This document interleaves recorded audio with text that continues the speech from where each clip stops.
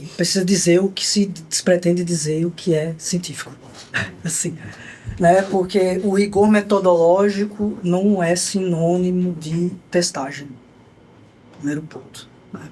Rigor metodológico não é sinônimo de aplicabilidade.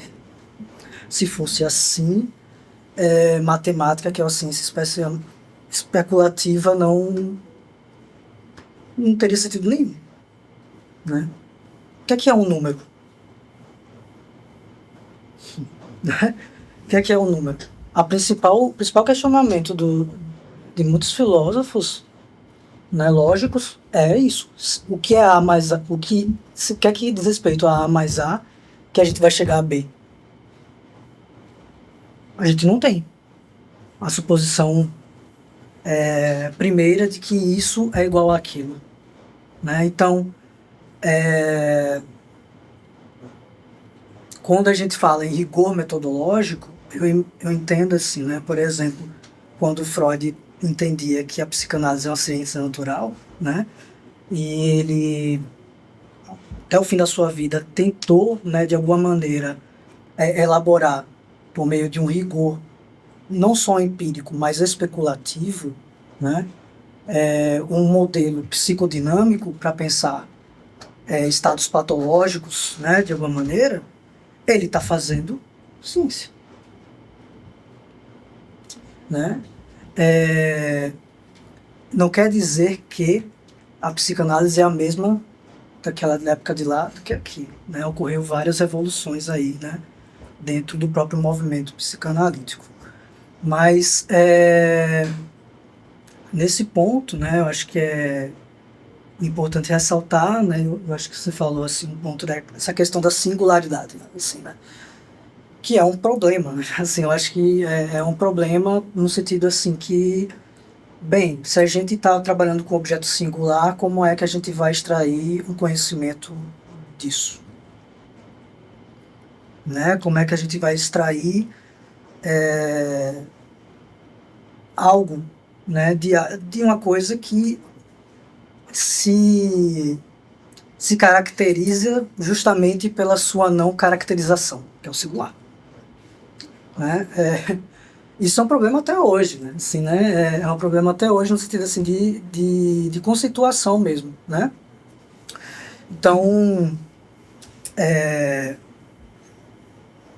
eu acho que é interessante isso, né? No sentido assim, de dizer,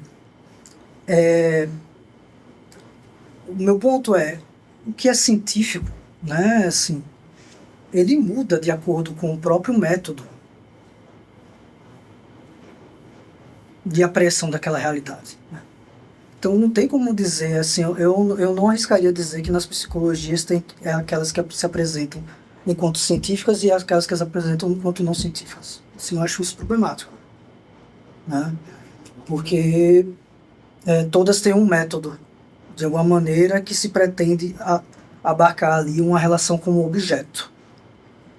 Né? Então, aí a gente pode pensar, que método é esse? Né? Aí vem a pergunta que é mais incisiva, necessariamente. Né?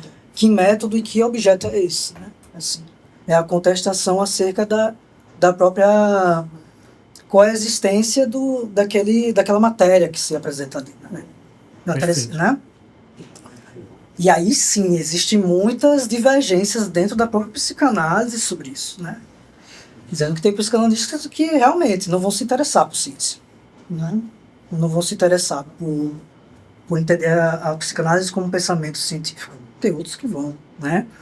E aí vai acontecendo as crises, né? Se for pegar o Kuhn, né, o pensamento de crise, né? A crise de um paradigma que vai produzir ali uma retomada da discussão acerca do objeto e acerca do método, né?